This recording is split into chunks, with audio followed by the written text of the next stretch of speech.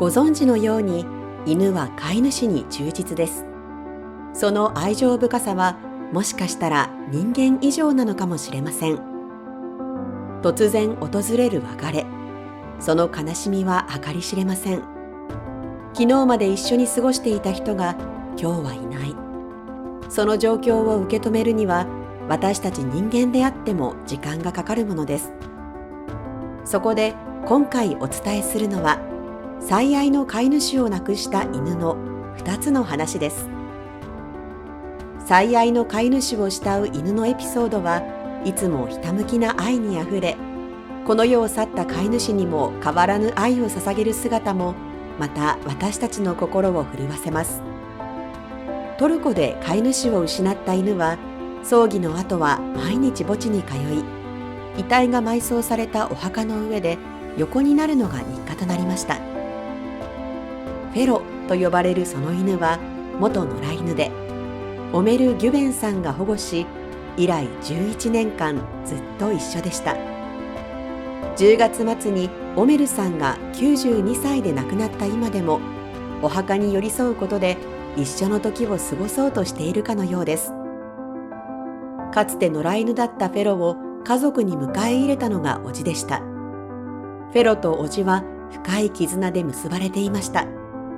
見ての通り、その関係は今も変わりません。と、そう語るオメルさんの義理の娘、ファトマさんによると、もともと犬好きなオメルさんは、お給料のほとんどを地域の犬たちのために使い、自分の食事よりも犬の餌を優先していたといいます。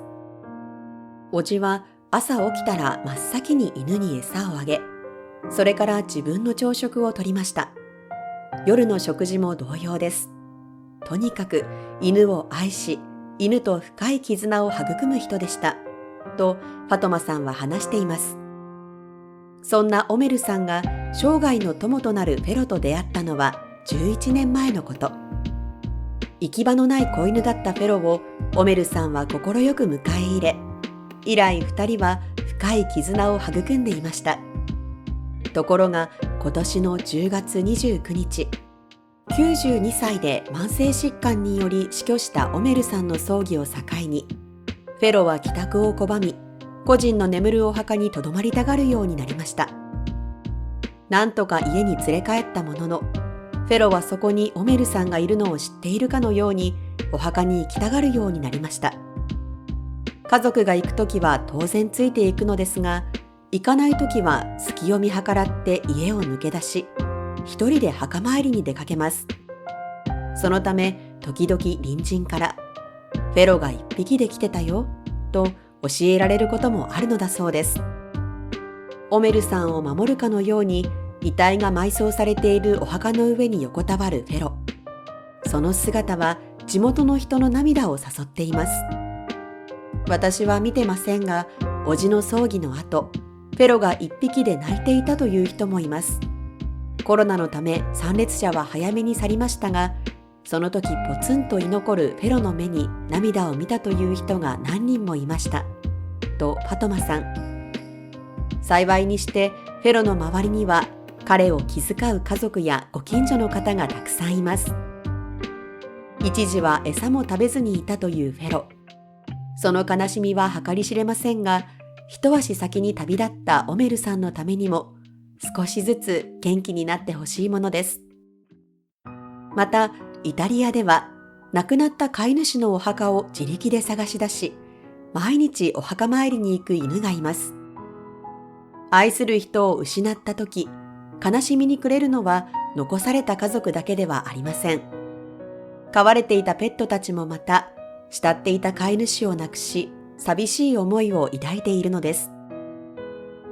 イタリアのある田舎町に住んでいた男性が病で亡くなりました。7年間共に暮らしていた飼い犬は誰が教えたわけでもないのに、亡き飼い主の眠る場所を自力で探し出し、毎日墓参りを続けているのです。イタリアの田舎町に住んでいたレオナルドさんという男性は、フルミンと名付けた犬をとても可愛がっていて、7年間一緒に暮らしてきました。ところが突然レオナルドさんが倒れ、地元の病院へと搬送されました。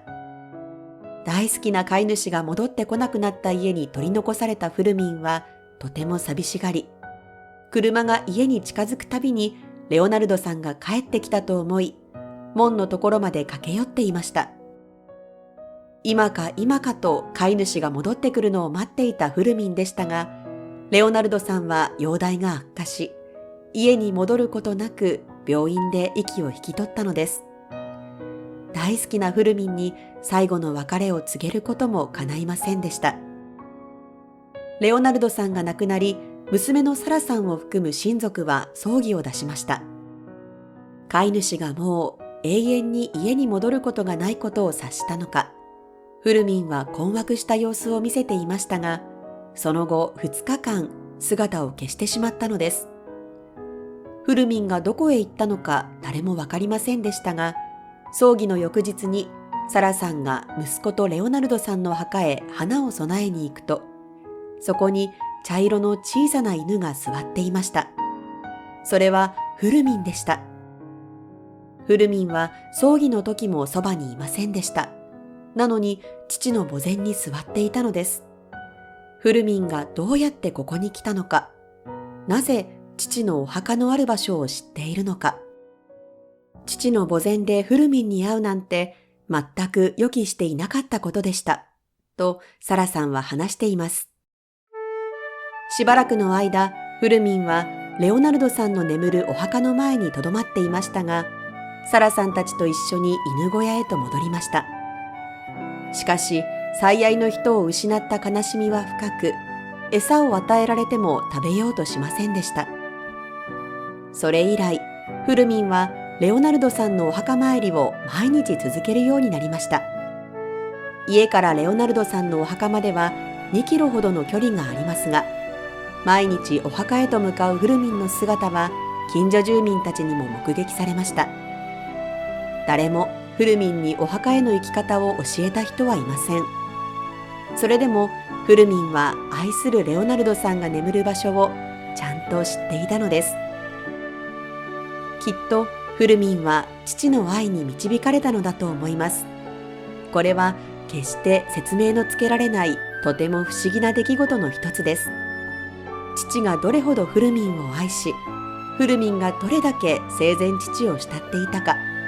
それを思うととても感傷的になってしまいます、とサラさん。今、亡き父の代わりにフルミンを引き取って世話をしているサラさん。フルミンが悲しむ姿を見るのは辛いけど、一緒に時間をかけてこの悲しみを乗り越えていきたいと語っています。生あるものは必ず死ありということわざがあるように、生命のあるものはいつか必ず死に直面する。悲しいことですが、それが現実です。今回お伝えした犬のように、最愛の飼い主さんを亡くしてしまっても、寄り添い続ける姿に胸が締め付けられますが、それだけ飼い主さんへの愛情の深さを感じます。飼い主さんを忘れることはないのでしょうが、きっと時が解決してくれるのでしょう。少しずつ悲しみを乗り越えて、元気な姿を天国にいる飼い主さんに見せてあげてほしいですね。最後までご視聴いただきありがとうございました。